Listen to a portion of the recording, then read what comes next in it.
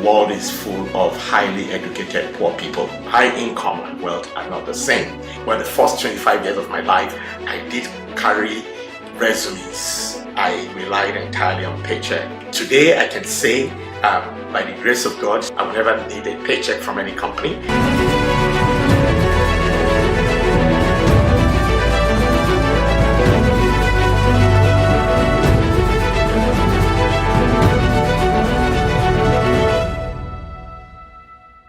Successful.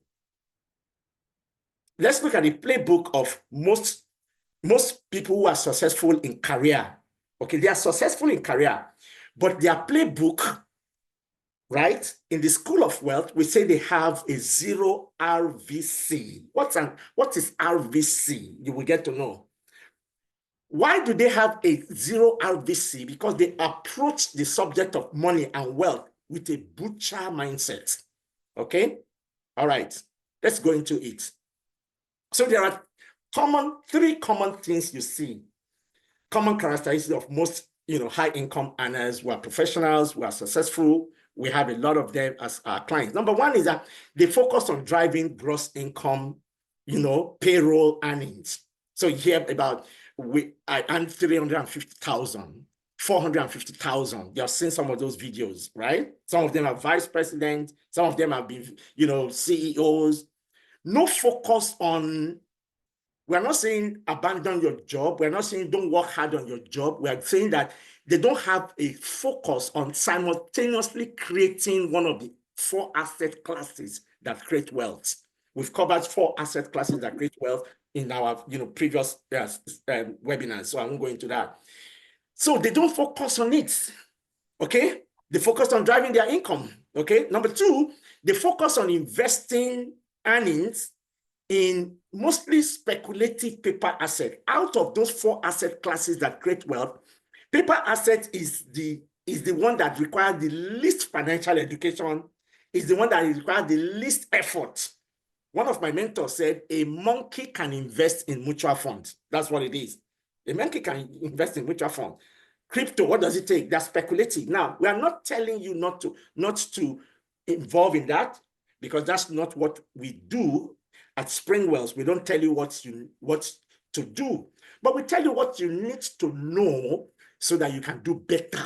That's our focus. So we are not knocking these things. I'm just making the point that that is what the paper assets, and paper assets, out of the 4 asset classes that create wealth, paper assets happen to be the one that you have the least control over. The least control over. That's what they focus on.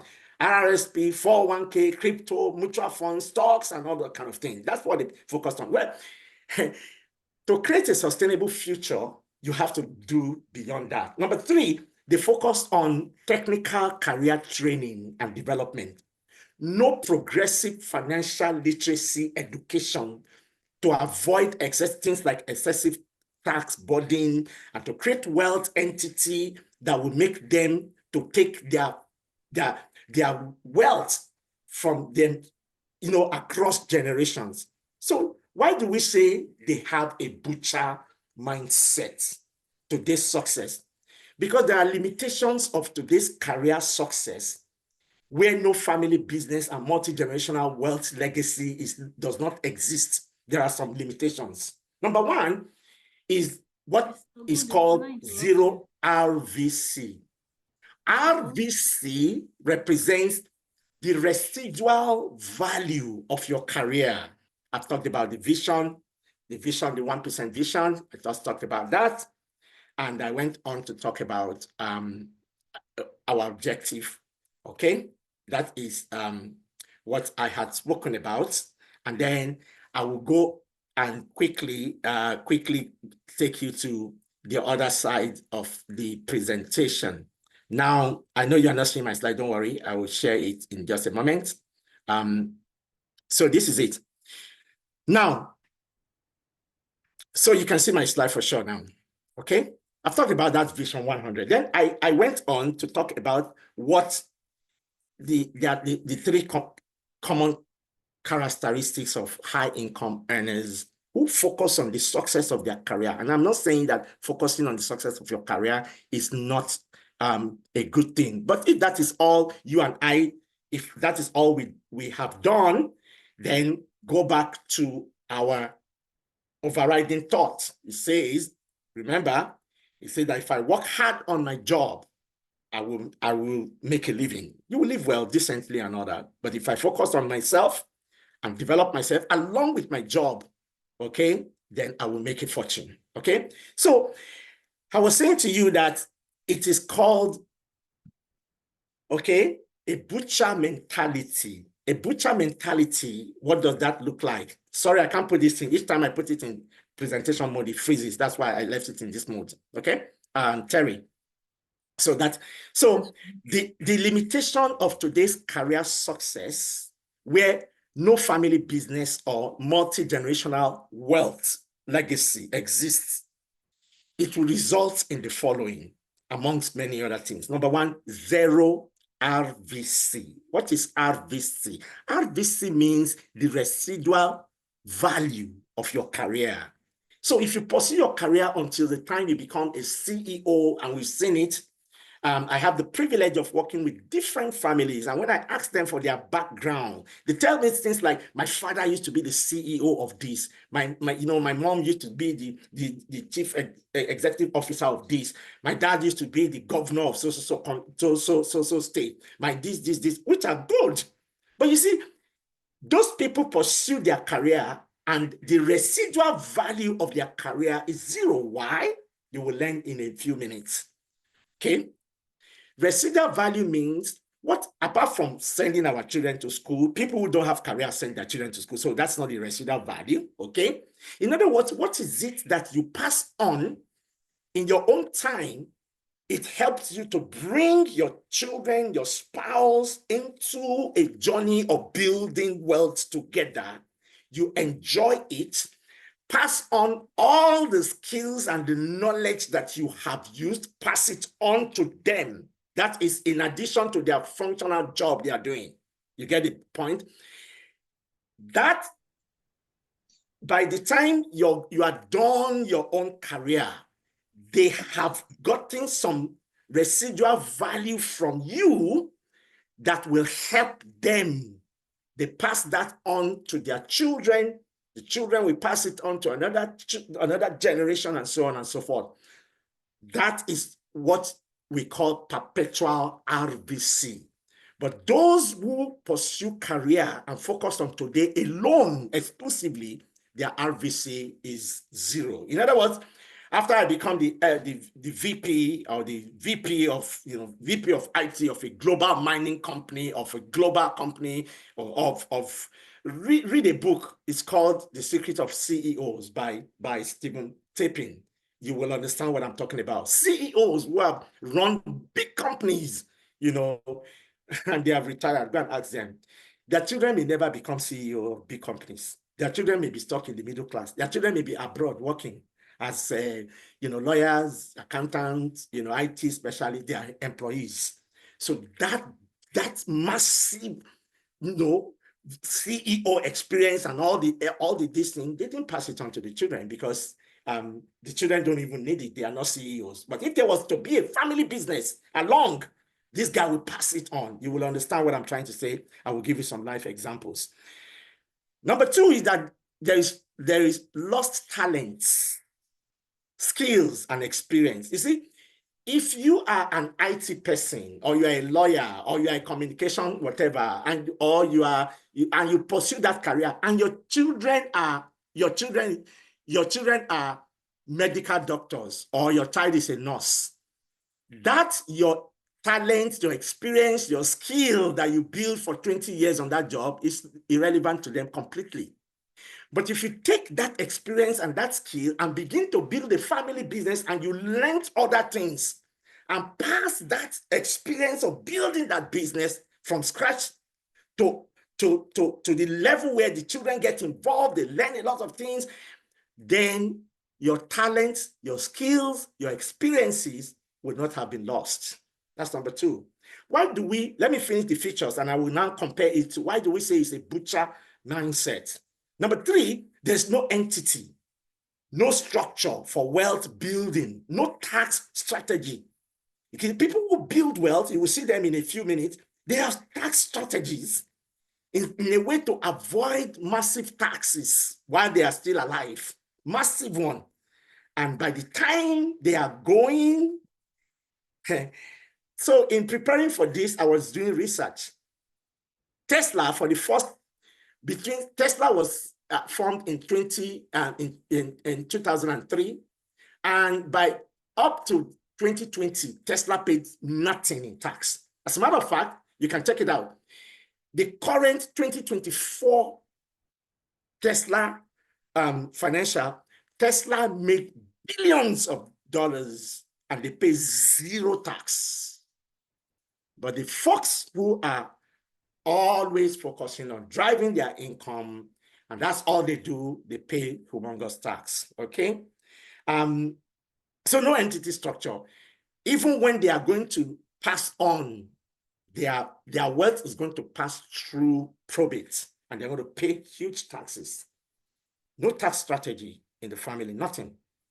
And number 4 is that they raise the next generation to replace them in the labor markets. You've heard me say that many times. My children will never replace me in the labor market. They will go to the labor market to cut their teeth. But in the family, they will have skills that their mom and I, as wealth grantors, those who started creating wealth, we will pass on to them. We will put it in such a way that is well documented, and they can pass it on to generations to come. That's what our own playbook looks like. Why is it like that? Because that's what I discovered in my research as a wealth consultant. And I told myself, before I get out there to say it to anybody, I will first do it in my own family, and I will show you what that looks like. Okay? Number 5, the wealth enters into what is called entropy in their own lifetime. Entropy means the wealth has disintegrated. You can't even find a trace of it. That's what happens. That's the playbook. So you ask yourself today, what is my playbook like? If your playbook looks like what I just described, your RVC is 0. Your mentality and your approach to wealth and approach to money is that of a butcher. Let me tell you what a butcher does. Can you see that butcher? This butcher has skills. But the animal that he kills, the animal that he comes across, they kill the animal, he will go sell the animal, will eat the animal. If he wants another one, he will have to go to the bush again to go and hunt.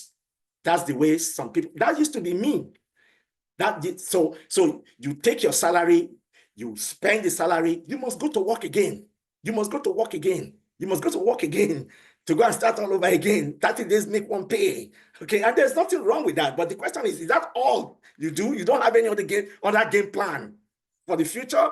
Then the children are going to now replace you again and do that again. That's a butcher. So this butcher, the children of this butcher, they will eat part of this animal. But once the animal is done, they will all go hungry. They will all go hungry.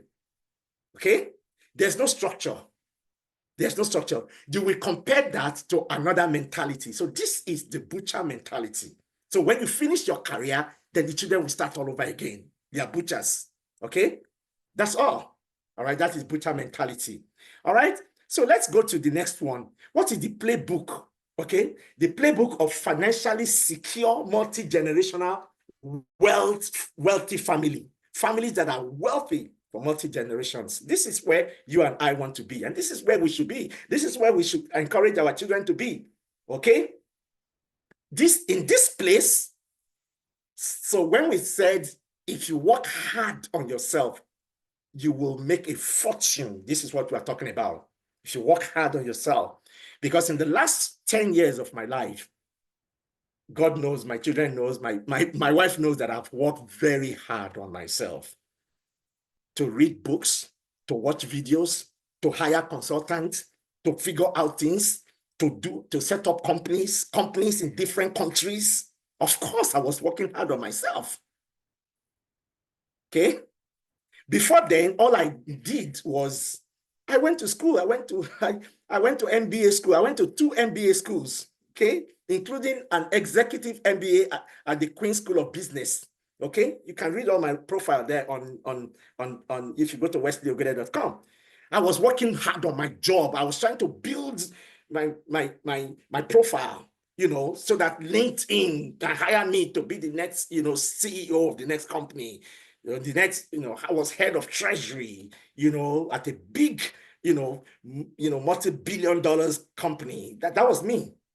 I wasn't working hard on as I was working hard on my job, I wasn't working hard on myself. To be able to, what does it take to set up a company in the US? Before we set up our company in the US, I hired three professionals, spent thousands of dollars, paid them. I said, teach me. I don't know. I can't enter US like that. But today I know many, many things that I didn't know. We have a company in the US. By God's grace, we have about 800 units of apartment we have invested in passively in the US in my family. How? I work hard. The playbook was different. That's what I'm talking about. But much more than that, I came across this concept of a rancher mentality. If you approach it like a rancher rather, you will have perpetual RVC. So now you know what RVC is, okay? Perpetual RVC, and I will show you what that is. I will break it down in just a moment, okay? All right, so let's go. All right, so this is what happens to you if you are, this is the playbook. The playbook things families who build multi-generational wealth. Here are some things they do differently. The first billionaire ever in the history of US, I've been studying this family, been studying them. So I studied their trust, how they structured it. I understood it exactly. What they did, I understand it. And by God's grace, in our own little way, that's exactly what I'm doing for my own family. Okay? So this is the first billionaire in the US history. Okay? They are in the 6th generation. It's the Rockefeller family. Okay? The first generation is John D. Rockefeller Sr. Okay? John Davison Rockefeller Sr. Okay? This was can you imagine the year he lived? This is what we talk about, the fortune that will outlive you. Can you see? We're still talking about him today. Okay?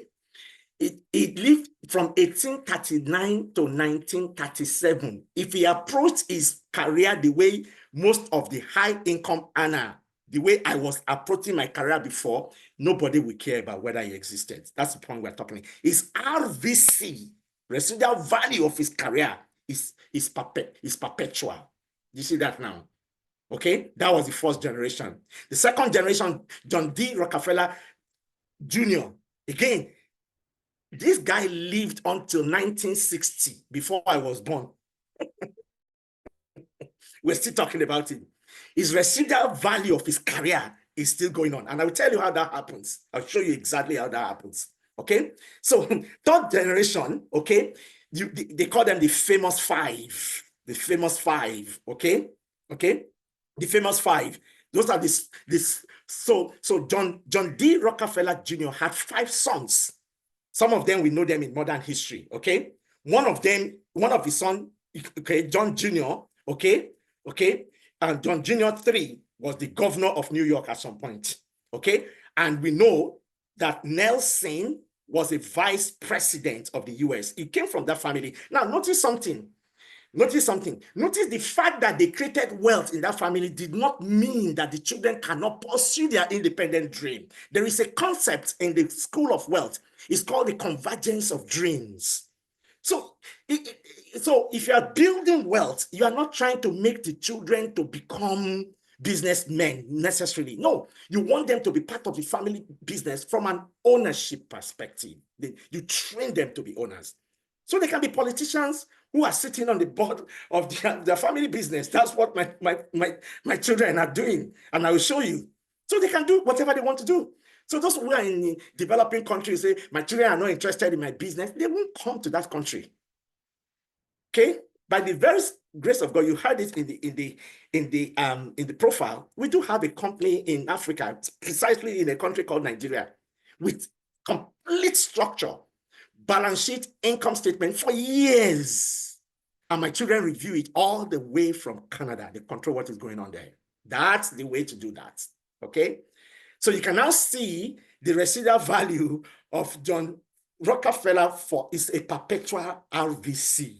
So today, I am very confident you have never heard this before, because the place where I came across what I'm sharing with you, I had to dig. That is what it's called working hard on yourself.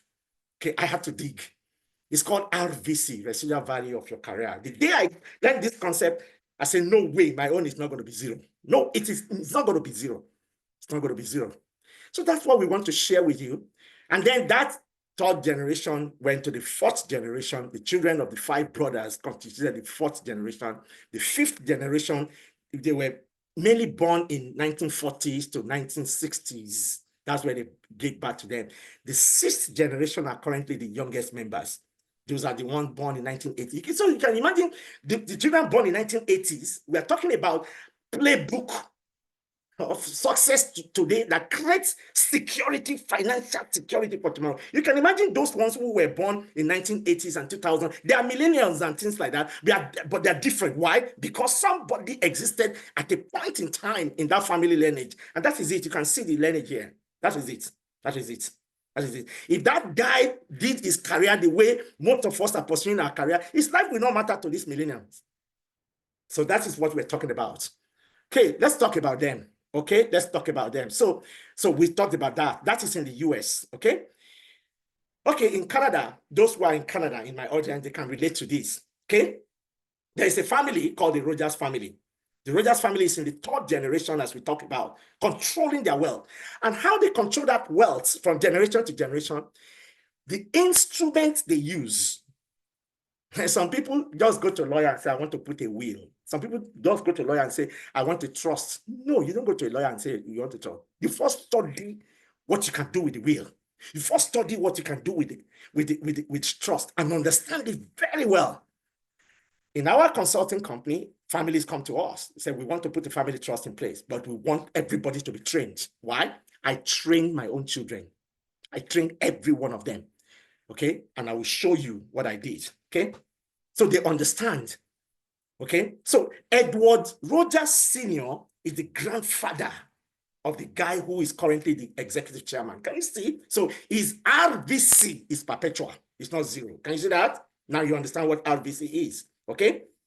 So he had the radio. So when you start, it doesn't look big. Rockefeller, when you start, it doesn't look big, but create the structure. Start the journey. Invest in yourself, equip yourself, and pass that knowledge to the next generation and that inspiration to them. They will continue. So people come to us and say, okay, fine, how did you do it? What is called annual family review? My family, as we speak, we are preparing to go for our own, annual family review. This is the 3rd year where we are going to sit down for a whole weekend, check into a resort in the whole weekend. And I believe 1 or 2 of my kids are here, they're listening to me. Okay, we check in and we spend time. What are we doing? I will show you what we are doing. We are reviewing the family wealth. We are reviewing the company. They don't work in those companies today. They don't. But systematically, we have conserved all of the important knowledge and skills in that company. The company is sending them out to train, equipping them while they are doing their 9-to-5 job. You see that? That's the strategy. So Edward Sr. gave birth to Edward S. That is the third Rogers. The third Rogers was the first one. What he did was he was an inventor. He was a small entrepreneur. He set up an early venture. It wasn't big, but he set up the right structure. Okay? Okay? Can you see? He had a company, entity. I will talk about that. He knew about entity. Okay, he knew that once I can put my wealth in an entity and the entity is a business structure, I can pass it on. My wealth will not enter into entropy. Okay, some don't even know the difference between a trust and I didn't know it before. They don't know the difference between a trust and a will. You don't use will to perpetuate wealth for many generations. It's trust. It's family trust you use. Okay. All right. And before you put family trust in place, you need to educate the beneficiaries, the children. They will be well educated. Otherwise, they will become victims of that trust. Research shows that 80% of those who are beneficiaries of family trust, that they said the family trust is a burden to them. So don't jump from here and don't go and meet a lawyer and say, I listened to one webinar today from Springwell. They talk about family trust. I want to do it for me. You are going to land them into real confusion and trouble. Okay, I can guarantee you that. I've done the research. So what I did for my family is I started to do the right thing. First, educate them, equip them. They understand what the trust is. They know all the players in the trust. They understand the assets in the trust. They understand all of the philanthropic organization in the trust. They understand the business structure in the pot. You can see now that you're working hard on yourself because you need to know those things first before you can pass it on to the children. That's what we're talking about. So Rogers one did that. He set up the Rogers Vacuum Tube Company. Okay. And what happened when his son came up? Of course, Ted was more savvy. He took what his father knew. He built on it, just like today in our family business. My children, of course, on the technology side of our family business, they are very savvy. My daughter was telling me yesterday, we were having a business meeting after her 9-to-5 job. She called me and she was doing something in the business. And I told her, I said, honey, you are a magician. She said, Daddy, I'm not a magician. I just set up some tools to figure out this thing. I used to struggle with that thing. It's part of our treasury activities. Wow. Do you see that? So in our lifetime, even though she's working for an employer, I'm not saying the children should not have a job. That's not the thing. I'm sure you understand. You're all mature. But she's bringing that expertise. So that's what happened to Ted Rogers.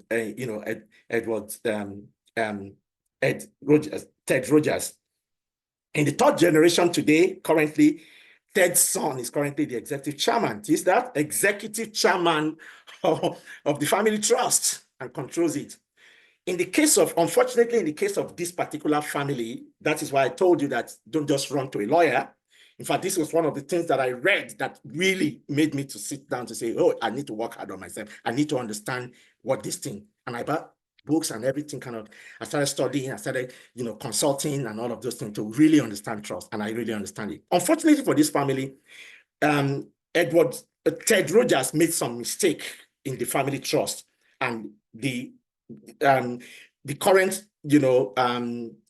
Edward Rogers, okay, and the mother and the sister ended up in court over their family trust. So that's why I said, don't jump, don't just run. You need to work hard on yourself, understand it very well. All right. This is our own modest family, our own family playbook.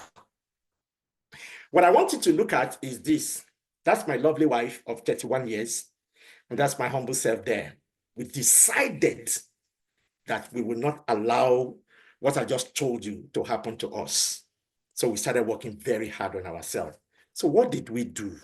This is it. We started to create structure.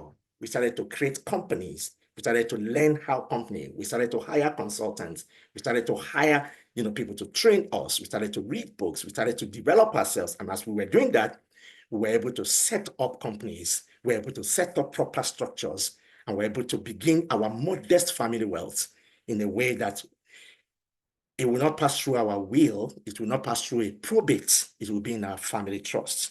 Today, look at what I'm showing you.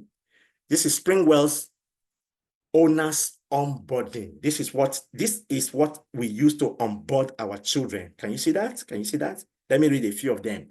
Overview of Springwells Group. These are the topics of what we covered.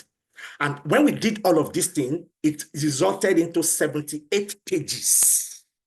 So everything about this Springwells company, as far as our own generation is concerned, is documented. Why? They will take that to document it for their children, their grandchildren, great-grandchildren, and build on it. Can you see that? So our skill and experience and all of those things, my RVC is not zero. Of course, it's not zero. Do you understand it? Overview of the Springwell. Look at it. review of the business operations of each entity, review of the financial strategy of each entity, review of the asset under each entity, review of the major liability under each entity, review of the financials of each entity, review of the bank accounts of each entity, review of the treasury activities under each entity, review of the tax accounts and tax filing under each entity, review of the important relationships under each entity. The partners, who are those people? Why? Because those are the things that beyond passing on capital, you have to pass on 5 capital to them, okay? What I'm doing here, I'm just fulfilling that template. They pass on 5 capital. That's not our focus today. Another webinar, we can discuss that, okay? Review of the business plan under each entity, review the challenges under each entity, review the opportunities under each entity, the intercompany relationship between the companies, the tax structure and tax strategy. How do we pay tax? How do we, every entity in our group of company has not paid $1 in tax. I just told you about Tesla. It's not only Tesla that can do it. Your Tesla may be billions. Ours is not billions yet, but what we have, no tax at all. No tax, 0 tax. Why? Because I understand exactly. Not only me, the children understand it. Their grandchildren will understand it. Can you see that? Oh my God. All right, that is what it means. Do you see that? Insurance, okay, immediate action plan and things like that. So this is it. Can you see that? That is it. Why do you do that? Because those who create wealth, tomorrow's financial security with proper structure for multifamily legacy. This is their playbook. Look at this. This is a rancher. The difference between a butcher and a rancher is that the rancher does not kill the animal. So when you pursue a career and you retire and that is over, you are like the butcher. Your children will start over again and go chase animal. But this rancher preserves, you can see he has a system. He can bring his daughter or her daughter or the children and walk them through to say, this is how we do it. That is what you saw in all of the documents I just shared with you about my family, because we are ranchers. We have our wealth by God's grace, our modest wealth in a structure, proper structure. So you can see, so we have what is called perpetual RVC. You see that? So number 2 is that leveraging and developing the knowledge, the talent, the skill, and the experience of successive generation. So you can see that document I showed you in a while again. All of the tax strategy, I've given it to them. My wife and I have given it to them. And now we didn't just give it to them when we were about to die. No, we gave it to them while we are still alive and well. Okay, and we are all building that family business today. See that? So all the skill, the experience, it builds. Number 3, there is proper entity, solid structure for wealth building, advanced tax strategy. Last year, I tell people, last year, in one of our entities, our tax accountant, hopefully is probably listening now, joining this, because after that event, he told me, said, I'm coming to take some of the classes and some of your courses and things like that. Me, I need to build wealth for myself. If you are here, accountants are not wealthy people. Doctors are not wealthy people. Your profession can make you wealthy. It can give you high income. So just hear me very well. Okay. So last year we were reviewing taxes in my family, and in one of our entities, the tax return shows that we will pay 0 tax. Okay, and so they sent it to me to sign. But because I've by God's grace worked so hard on myself, I understand tax. I'm not a tax accountant, okay? But I understand tax. I taught my children. I said you have to be smarter than 7 professionals. 7 smarter than them. And I've taught them. Smarter than them. One of them is your accountant. The other one is your lawyer. You have to be smarter than your lawyer. What do I mean by it's not to know law more than them. No. To know your business, to know what you want to do, to know the tax strategy you want to implement before you go to them. Okay? Why? Because in our consulting practice, I've seen clients come to me and I say, how did you do this? How did you sign this? Oh, my lawyer said I should sign. So if your lawyer says you sign, you just sign. No, before you do that, you first go and educate yourself. You want to put a will in place. You want to put a family trust in place. You want to put an entity in place. You first go to somebody to teach you about what different entities, so that when you go to the lawyer or we go to the accountant, you are speaking what you want. Otherwise, you will be like a guy who hires a driver and you don't have a direction where you want to go. You have to tell the driver where you're going. Then the driver drives you there. So when you go to your accountant or your lawyer, that's what I taught my children, okay? And they know it. When you go to your lawyer and say, I want to put a will in place, I want to register a business, I want to register, and you don't know the difference between an S corp, you don't know the difference between a C corp, you don't know flow through income, you've not done that. The guy will just put anything because you don't. So you have to be smarter than seven professionals who are part of wealth creation. Of course, your accountant. So this accountant story that I'm telling you about, I'm going to be rounding up very soon because of our time. I looked at the return and I told them, I called a Zoom meeting and I called my children. I said I wanted them to be part of that review. We're going to pay $100,000 if I sign that thing, even though it was showing that in the current year, we'll pay zero tax. And I showed him, wow. And I showed my children. What is my point? That knowledge, advanced tax planning strategy, and I showed them. And they understand it. This year, they are going to be the one to review it. Can you see that knowledge has passed on? That is what ranchers do. So that picture you are seeing, the animals are not dead. That's their wealth is preserved generation to generation, and you can teach them. You can work a school. A rancher now has a daughter who is in high school. After high school, the girl can come. While the girl is in high school, the father can teach the girl, walk the girl through how to milk the animal. Those animals represent the asset classes that create wealth. Milking it means how do you get the three things that you get that constitute wealth from all the asset classes. All of these things, we cover them in our training, okay? High income to wealth, the foundation. By the time you come out, I'm going to ask Maria, please, Maria, the feedback from that we read yesterday from one of the folks who attended it, please, you read it out to to this audience before we draw the curtain. So that is it. Now, another thing is that they raise the next generation to contribute to building the family wealth. They don't replace them they don't raise them to replace them in the labor force. So you can see the difference. That's what secures your future. That's what secures your future. Okay, not the salary, not the high income. That is what secures your then the entropy is prevented. I told you what entropy means. Entropy means there's no trace of that wealth anymore. Okay, it's prevented from one generation to another. Okay, let me quickly just rush through the rest of my slide. I think I've made my point.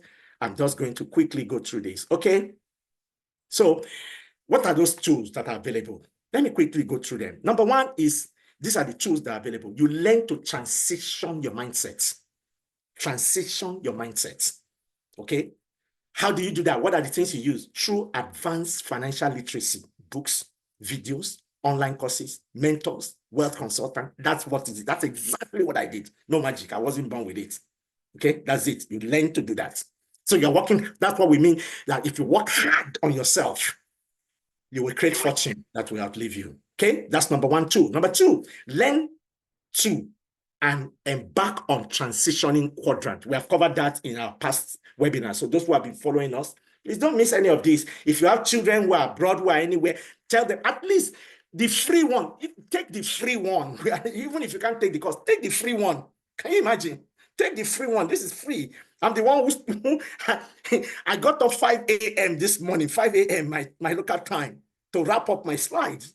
Okay, it's all free. Take advantage of it. Okay. Transitioning quadrants, we talked about that. You remember our 2 free webinars ago. Now, these webinars are building on successive, and that's how our foundation, intermediate, and advanced, cohorts. That's the way they are structured. They build on. So when I say transition quadrant, those who attended the webinar 2 or 3 webinars ago, they understand, because I talked about 3 critical transitions, 4 critical transitions. So transition the quadrant. That's number 4. Number 3. Number 3, learn to focus on building wealth through one of the 4 asset classes. And again, we've covered the 4 asset classes. In the foundation cohort, we cover those asset classes. Why do they create wealth? One of the asset classes, the four of them, one of them is real estate. How do you make money in real estate? If you go to our YouTube channel, we had a client. What he came for is that, you know what, I've been investing. I invested in Nigeria, I invested in South Africa, I invested in the US. I've never made money. How do you make money in his story change? It's Dr. Finney. Go and check it, Dr. Finney. Go to High Income to Wealth YouTube. Search, you will see him there. That's the guy. He came. So what are we talking about? Learn how to make money. Learn how to make money through running a company. How do you make money?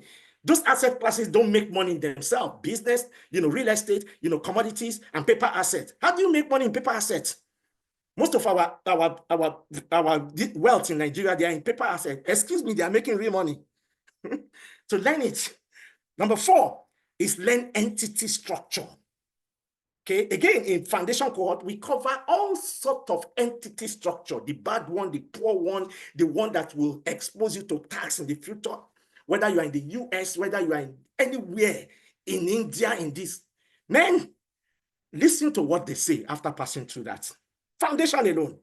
And then the last one is use family trust to avoid probate and estate taxes. Let me just tell you one simple difference between a family trust and will. When you have a will, it is subject to what is called probate. Probate is just a legal word for the process of testing the authenticity of the will in the court, so that the court can give authority to the executor who is named there to act on behalf of the deceased. That's what a will is. But you pass through probate. Now, this is the catch. In the process of passing through probate, all your assets and liabilities and everything will be exposed to the government and they will tax it. The way to avoid that is through the trust. Trust does not go through probate. And all the assets that are under trust and all that, in most cases, 9 out of 10, they are under entity. So you avoid it. Do you see that? All right, let's go. I hope you have learned some things today. All right. Now, so how do I get started? How do I get started? How do I get started? Wesley, you've blown my mind today. So how do I get started? This is how to get started. Make quality investment in your personal development, which your employer will never make for you. So all the things I'm teaching my children, I know that the employers will never. The employers will only send them to courses that are relevant for them to work for the employer, which is not bad. My own employer sent me to Queen's University to do an executive MBA. Okay, and I came back and I became one of the executive leadership team at Purolator. Those of you who are in Canada, you know a company called Purolator. By God's grace, I was the first Black, finance director in that company in 50 years. But they sent me so that I can be finance director, not for me to establish companies in Canada and US. No, that one they will never send me. Never. Of course, they can't hire me again by God's grace, because if they did, they would lose me.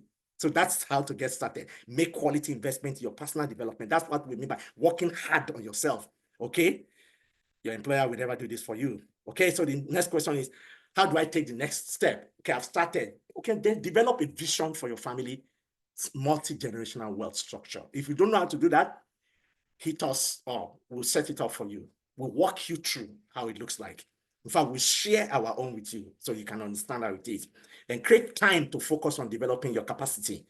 But to make that become reality, in our own family, I started with that, with a vision, and I told my children, we're going to have companies in 4 countries. And I told them the reason strategically.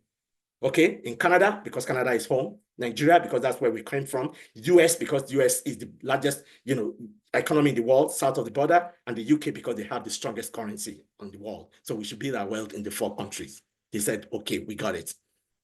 This was about close to 10 years ago. So that a great time to focus on developing that. Then it's not just, and then I started the capacity. So if I must go into US, how do you do business in US? Do you know anybody who can train me? And we started, we invested. Okay. Then set out the financial resources to start your money. Put it aside. Money you save it to first spend on yourself. You will make more money. Okay. One of my mentors, Jim Rohn, is the one that said, he said the way to earn more is to be more. Is to be more. You have to be more than a paycheck. By God's grace, more than a paycheck today. To start to involve your spouse and the children in the journey. Honestly, it's very, very rewarding.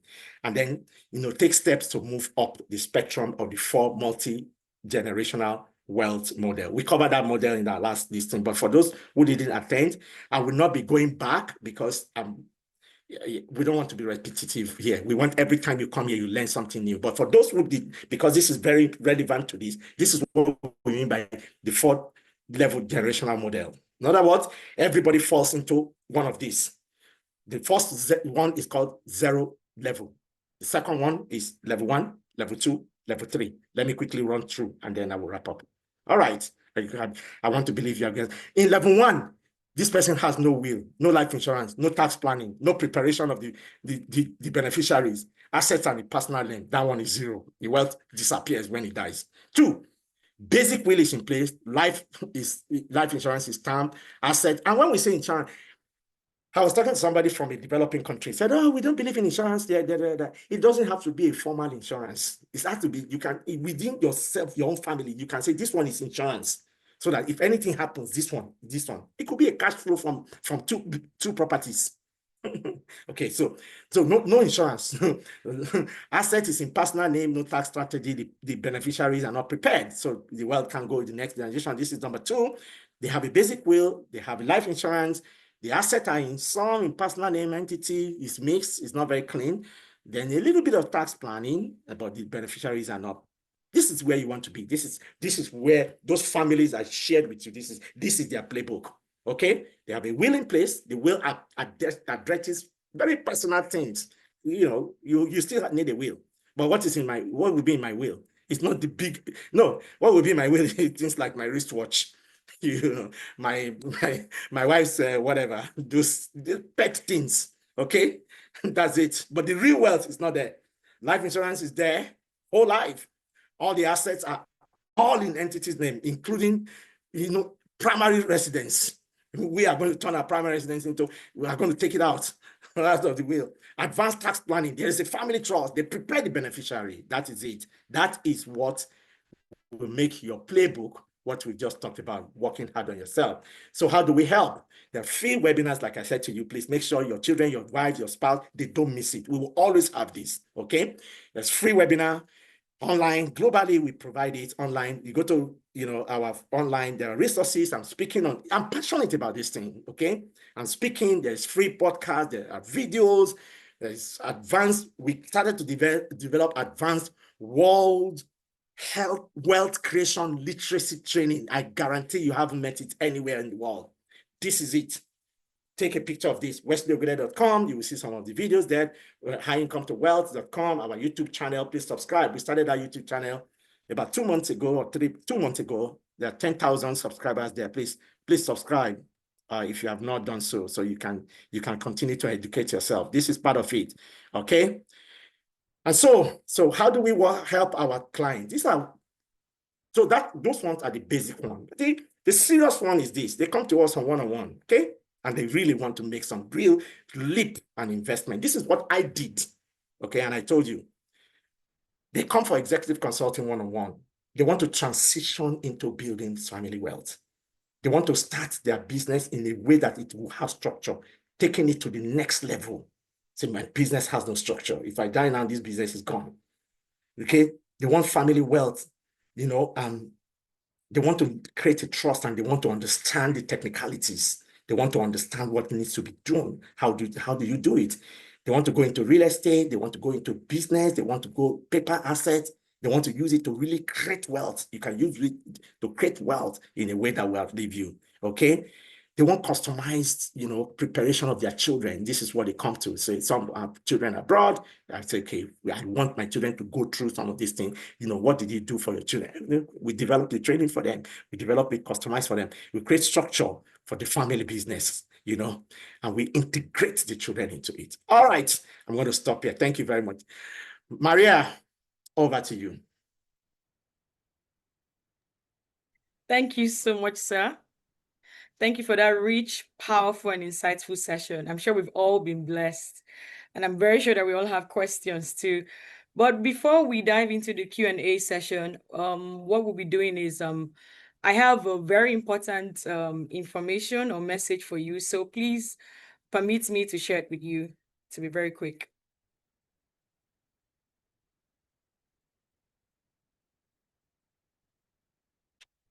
Okay, like you already heard from our lead consultant, you can, if you want to get access to more resources and find out more about high income to wealth, you can visit the website wesleyogude.com and also visit our website highincometowealth.com. And also we are on social media. We're on YouTube. Our YouTube channel is High Income to Wealth. Also, we're on Facebook, we are on Instagram, and also on LinkedIn. So weekly, we drop some nuggets about wealth creation and how you can, transition. Like you heard, you need to transition your mindset, transition quadrants, and the rest. So we drop weekly updates on all of our pages online. Now, we also have a WhatsApp community, right? So if you want to join the WhatsApp community, I'll drop the link in the chat room.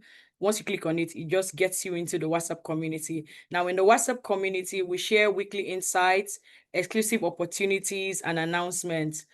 Like now, we just had the Wealth Continuity Playbook webinar. So if we have our next our upcoming programs, we posted on the WhatsApp community. If you have questions, can you signify by raising your hands? Do we have questions? Anyone? Okay, Yeah, so I can ask a question. So, okay. what, how, how early is too early, or when, at what age should one start to involve children in, in the rudiments of the business? I mean, personally, I'm at a point where I am still, trying to bring in more structure into the business, like learning. Maybe we're on level 0 or level 1 or something like that. So, my wife and I are still trying to, fine tune the structure. So, on one hand, I'm a bit hesitant to bring in the children to see all of that chaos or entropy while things are not yet very clean. Like, daddy and mommy, I thought you got this right. So I want to look good to my children. But then there's also the part of, are there advantages to bringing them in 10 years? So any comments on that? All right. Thank you so much. Thank you, Dami. Incidentally, Dami has gone through both the foundation and the intermediate. So it's Dami, by the way, let me correct something. You said two things that I need to correct very quickly. Number one, you say you don't want to expose them to entropy. That's not entropy. That's not. You are building. It's not entropy. Okay, and I know what you mean. It means that it's still scattered. It's not probably built. Entropy means you built it and it just disintegrates because there was no structure and no. So you are not close to entropy. You are very far from entropy. Okay. All right. So that's number one. Yeah. And the other comment is when you say I want to look good before the children. Let me tell you about running family business, because that's what we've done. By the way, I hope everybody who is listening to me knows this statistic because it blew me. Family businesses constitute 6%, less than 10% of business ownership structures in the world, but they control 50% of the entire world's wealth. That's it. The moment I got that, I said, oh my God. I just showed you two families now. In fact, if you go study those families, the children are having fun. The grandchildren are having fun. Can I revise my question? If I have a more important question, let me inject another Please inject question. it. I have not seen an entity structure called family business, like using that term in the US, at least in Maryland. Like I've seen LLCs, S corps, C corps, partnerships. So is there a way to make an LLC into a family business, or does it have to be called family business? No. Okay, good. Thank you. So when we say family business, it's not a different type of business entity. We're talking about the ownership that is owned by family. Of course, the US is full of, in fact, US is where more family businesses are owned by families. Okay? And the way to do it, this is not, you didn't ask that question, okay, is to understand the technicalities of using ownership of shares. Okay, that is in the advanced cohort. So let's not lose everybody. We're still talking about building it now. Okay, so when we say family business, it's not another type of, we're just talking about ownership. Who owns the business? Who owns the business? Okay, who owns it? It's owned by a family. Okay, the family I use, Rockefeller family, if you want to know, their entities are all over the place. Rogers in Canada, those who are, you know Rogers now, Rogers. But if you compare Rogers to those who are in Canada, if you compare Rogers to Bell, in the case of Rogers, Rogers is a family business. Bell is not a family business. It's not owned by the Bell family. So you see the difference now. Okay, they kept the name Bell because of the brand. But the Bell family is completely, there's no structure. I studied it. I went to look for it. I studied it. I'm like, oh my God. So anyway, let me come. So I hope I answered the question. So when we say family, we're talking about who owns it. It's like saying a limited liability company, right? A limited liability company can be a family business. Rogers in Canada is a limited liability company. But the family controls it. John D. Rockefeller controlled 90% of Standard Oil in his lifetime. And just sold the other share. I mean, okay, even today, when Steve Jobs died, right? When Steve Jobs died, it may interest you, go and do the research. That's what we do in our company. We're a consulting company, okay? His estate was worth about 10 point something billion. It will shock you. Out of that, it was not Apple. Apple share is not part of that 10 billion. Apple share in that 10 billion was less. Do you know where the wealth really came from? He had a company called, company, that was bought by Disney. At Disney bought that company. And that company, it traded its share. It's Plexia. It's a company, it's into animation and things like that. That was the company that he formed when they first pushed him out of Apple. Okay. Anyway, let me not, I'm just trying to say, when we say family business, we're talking about ownership interest in the business. Did I answer your question now? Okay. And that ownership can be LLC. And the reason why it's a family business, all those tools, LLC, C Corp, and all of those things, strategy, is the family that designed it to keep their control. And if they don't design it very well, they will lose the ownership. That's why they have to be savvy. They must be smarter than 7 people. 7. Otherwise, the lawyer will take your business. They will structure you out of it. They structure your children. Okay, so the wealth is gone because the beneficiaries are not savvy. Okay, so let me go through very quickly your question about when to bring the children in. Now, number one is this: in a family business, there's nothing to hide. Okay, there is nothing to hide about for the children. For example, in our own family business, the good, the bad, and the ugly, we expose. Our children are much older. The children are more older. In our own children, our children are young adults now. But when do you start involving them? Start involving them as early as when they can talk. But the level of involvement is different when they can talk and understand. So let's take, I know you and your family, for example, you have real estate. Okay? So start involving them. I started involving my children to go and clean the first property we bought. They are there. The children are there. They're listening to me. The first property we bought, we were pasting, we were looking for tenants, and we would go to store.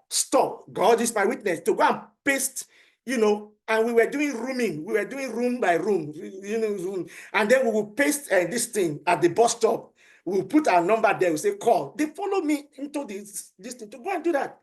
We started doing rent to own. I remember them vividly. My son was in secondary school or university then. He was the one going outside to go and put the signboard outside. Is he involved or not? He's involved. He's involved. So it's not in this more complex discussion about this. No, they are not. I know your children are too young for that. So you have to involve them as early as possible. Let them be part of it. If you are going to clean this thing, take the bucket and say, we own this property. This house, it belongs to our own. And tell your son, okay, say, one day you are going to be the one to take this is for you. And you know how our family, you're close to the family, so you are part of the family, you know how it is. The language you use for them, this is your property, this, you are the owner. Say, Daddy, me, I own this? Yes, you do. That's how to involve them. So yes, I say, because one day your mom and dad are not going to be here forever, okay? You watch me, whether that boy will not ask you, Daddy, when are we going to go to that house again? That's my house. That's the way to involve them. Then as they become a little bit more, then involve them in bookkeeping, then start paying them, right? And so on. I hope I answered your question. Yes. Is there any other question before I drop off? Start involving them. No, involving them. Bookkeeping. My children have done all manner of things in the business. They've done bookkeeping, they've done transcribing, they've done this, they've done, even when we started going into YouTube and all of those things, they involve them. Involve them. The IT, tell them, okay, I want you to set up my IT, my password, my this thing. That is going to take you 1 hour. So you are going to earn $20 per hour. Yeah, that you're going to pay me. Yeah, but I'll put it in an account for you. Thanks. They will be so look, I can't say it enough. The excitement when you conceive this thing called family business is nothing integrates better than wealth in the family. Nothing. Quote me. Nothing. Because the thing that disintegrates family is the pursuit of what they will. Some of us, we have not spoken to our siblings for some time. Why? Because one is in this part of the world. What are they looking for? Is it not the same wealth? If there is wealth in that family, you will see that they will still, and they are sitting on the board, and they will be closer. And you say every year, all expense paid, we all meet at the resort, paid by the family. Tell me whether that family will not be close. And that's our own family. And that's one of my why. All right. Yes. Thank you, sir. Okay, so we have one other person, Ore. Yes, kindly unmute yourself. Thank you. First of all, I apologize that I cannot turn on my video, but hopefully everyone can hear me. Thank you so much, sir, for the presentation. I think was well put together. The question I have is on the comment, I think in the highest quadrant on the slide, you comment given on universal life insurance. And the reason I have a question on that is, so other respectful advisors like yourself, they give different perspectives on life insurance, and they look at life insurance as, they give advice that you should get term life insurance because they think it's an insurance policy while you're building wealth.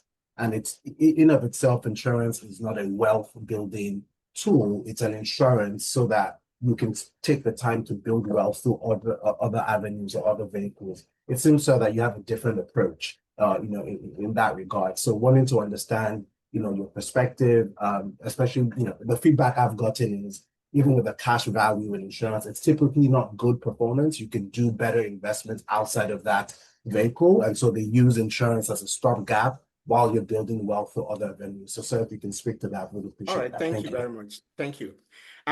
Okay, so when it comes to wealth building, okay, there isn't a right or wrong answer, okay? It's a question of what is a better strategy given your circumstance, okay? Be given your circumstance. If you are short on cash and you don't have a lot to put into insurance, you are better off having a term insurance. If you are very savvy with investment and you have fun to invest and all that, and you want to invest outside of life insurance, yes, you're better off. And you can approach it. If you are somebody who don't have the time to do a lot of investing on yourself, okay, you want to put it in universal life. But let me speak to your question specifically. So I made that comment to say there's no right or wrong answer. It's a relative thing depending on your specific circumstance. Those life insurance products, they serve different purposes. Okay, so if you are, but let me speak to life insurance. The challenge with term insurance is this: if you outlive term insurance and you are building serious wealth, most people use life insurance, the proceeds, to take care of, the things that we have discussed here today is very advanced. I took you to the advanced and I showed you what billionaire families are doing. Well, not many people get to that point or at that point yet. So they have a will, not a trust, a family trust. That's why I emphasize it. Don't go and trust families until you are very well educated. Now, so most people know that in their will, their primary residence will pass through probate and it will have capital gains tax. Or there are certain expenses that we crystallize when they pass, such as the example I've given you. Okay, so they want a situation where when they pass, there is a net cash inflow injected into their estates. Okay, term insurance that you outlive will not serve that purpose, because outliving a term insurance is that if it is term 20 and you took that term insurance when you were 40, term 20 means that when you are 60, the term insurance is over. Okay, you can't get anything. And that at that age of 60, for you to now get another insurance, it will be pretty expensive. Okay, so wise and smart people enter into insurance products as early as possible.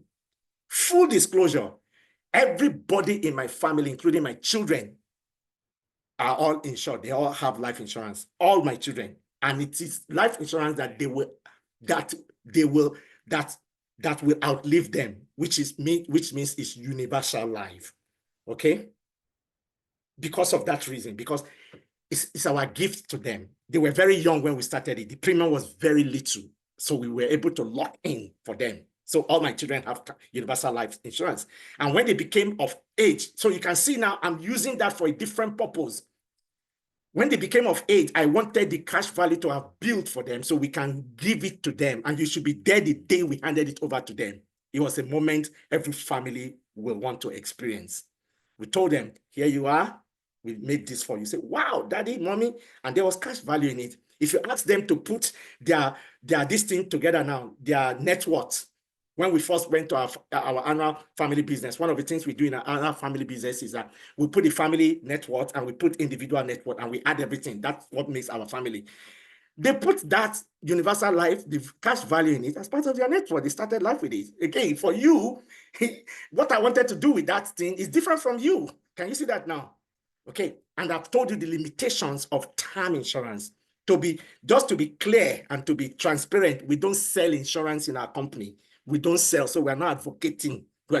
All we render is we help you to equip you to build wealth. That is, we don't sell insurance, we don't raise money, and we will never raise money. So, okay, so that we can remain objective. So that is the answer to the issue of term insurance. But some people can't afford more than term. Then it's better that you don't have anything. So then you now use it as a stopgap to say, okay, my children are young. If I take 30 years term insurance and I'm 35, then it will be there until I'm 65. Okay, what you are trying to use that insurance for is to say, if I suddenly die, I don't want my widow and my children to suffer. So until 65. And by the time I get to 65, my children are already grown up. So if I die at that point, that risk does not exist. But that is a different, playbook from a guy who has built wealth. Somebody like me, I can't use that. I can't use that. I'm a group CEO of a group of companies. I cannot use that. There has to be a net injection of cash into our estate when I pass. Why? Even though we have all the strategies in place to mitigate tax and all of those things, I still want, if I can help it, that my passing triggers more wealth into the family. And if I can do it and we have enough cash flow for the company to pay the premium, why not? Why not? Why not? Musa, who asked the question. Okay, I hope I answered your question. Okay. All right. Yes, thank you very much. Thank you Yes, so much. that is it. Yeah. So it depends on where you are, and it depends of your circumstance. I went to ICANN conference in Toronto. I was on a panel and I made a statement, and I'm going to make that statement here. After I made that statement, after the panel was over, people were surrounding me. They wanted to speak to me. They suspected that this guy must have some insight. This is a statement I made. And Musa, I want you to take away that statement. There is no bad investment anywhere. There are only bad investors. Musa, did you hear me? Yes, I did. There is no bad investment anywhere. There are only bad investors. Because every investment vehicle serves a purpose. And depending on your circumstance, so you need to understand them, understand your need, understand the options, and have enough enough financial literacy to be able to engage those tools. That's it. So it's like saying the car, there's no bad car, there are only bad drivers. Okay. Thank you so much. All right, that's it. There's no bad, what I mean by that is like the bad car model. That's what I mean. Of course, there can be a bad car if it breaks down and it's not. So that's it. Okay, I hope I answered the question. Okay. All right. Yes, sir. Thank you. Thank you so much, sir. We really appreciate you. And on behalf of everyone, we just want to say thank you, sir. We appreciate you. God bless you richly. Thank you for the time. And also, we want to say thank you to everyone for joining in today. We appreciate you. Thank you for your conversations, your comments, your questions, and everything. Thank you. We appreciate you. Okay, until next time, I want to say thank you, everyone. Bye. Enjoy the rest of your evening and enjoy the rest of your day. Bye.